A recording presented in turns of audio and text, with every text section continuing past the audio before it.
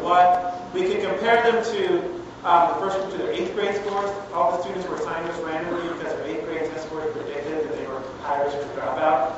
And yet at the end of 4 years, they were all able to graduate high school and go on to university. So we do. We think that a rigorous curriculum is the best test preparation. And so we're preparing them and helping them to understand why it's important to take the test. So you're overcoming a little bit of the stereotype threat, and you're also giving them more skills and helping them to have confidence in that. So that's the way that we because you do have to take this out. Right? You do have to navigate these tests if you're going to get full secondary education. Yes?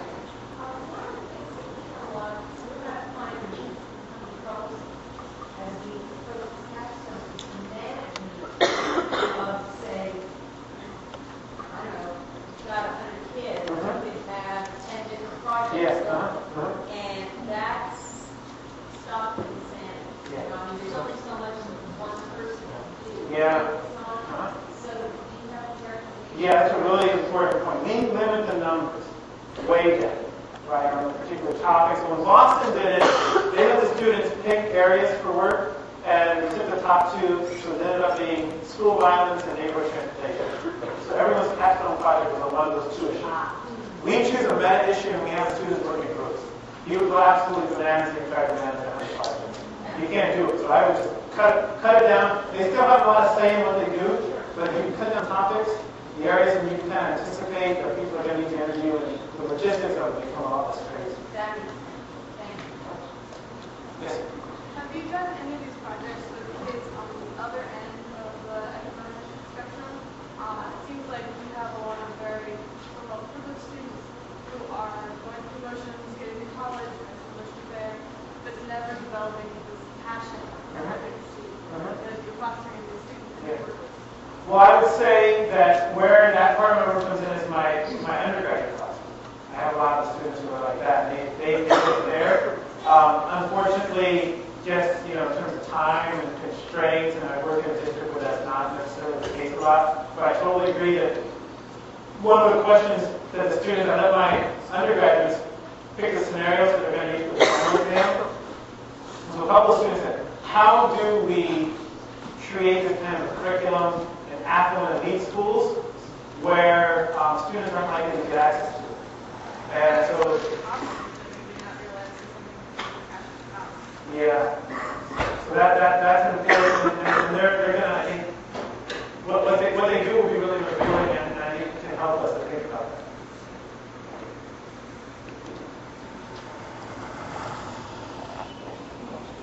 Oh, sorry, yeah.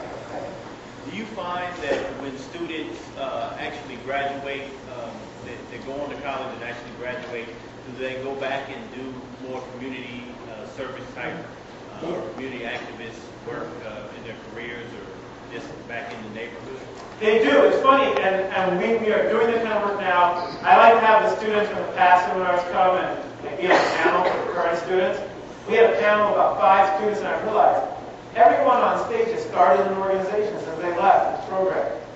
Not only were they involved, but each of them had created an organization. So we definitely see that. And that's an important argument for diversity and increasing the pipeline of post-secondary education, because students would be very different things with that education. So we have a couple of our graduate students who are kind of systematically looking at that now to make that case. And I think it's important for us to make that quantitative and qualitative argument for what this means for them. But yeah, we certainly see that. And it's very profound. Yes? Do you ever get resistance from administrators in the school districts that you work in?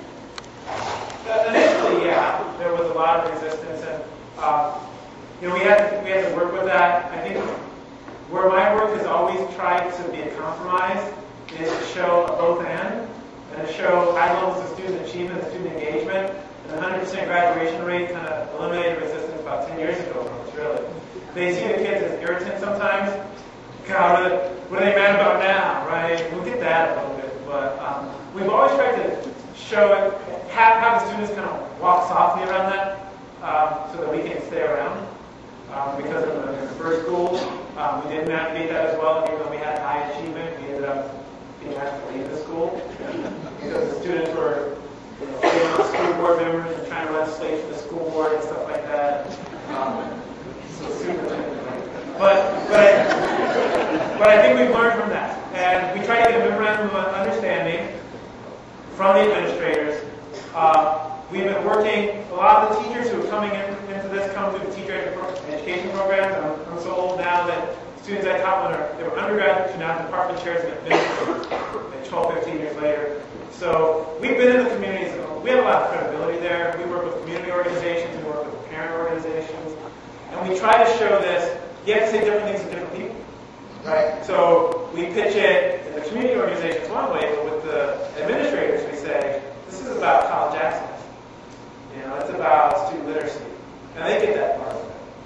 They know that, at this point, they know they're going to be asked tough questions by the students all the time about achievement and resources, and they'll tolerate that because they know that it's a lot of value added to them. Yes? I guess I'm more interested in school statistics. Okay. And so I imagine, let's say you a school has 2,000 children. So you have to talk to every student is working on those two, or is it select group? Every student. So with the capstone, it wasn't 2,000. It was the seniors who were doing it. So the number was probably more like 300 or 400 across, maybe 5 or 6 teachers that were doing that. So yeah, the students were on those projects. So I still have the students work in groups and have them produce one individual document. I'll have them do like 1,500, 2,000 word essay separate from their large group project. They have the group project. Part of the way it's graded is through their presentation and that kind of stuff. So that you're not sitting there under a mountain of grading. Yeah. What about engaging teachers from other curriculum areas?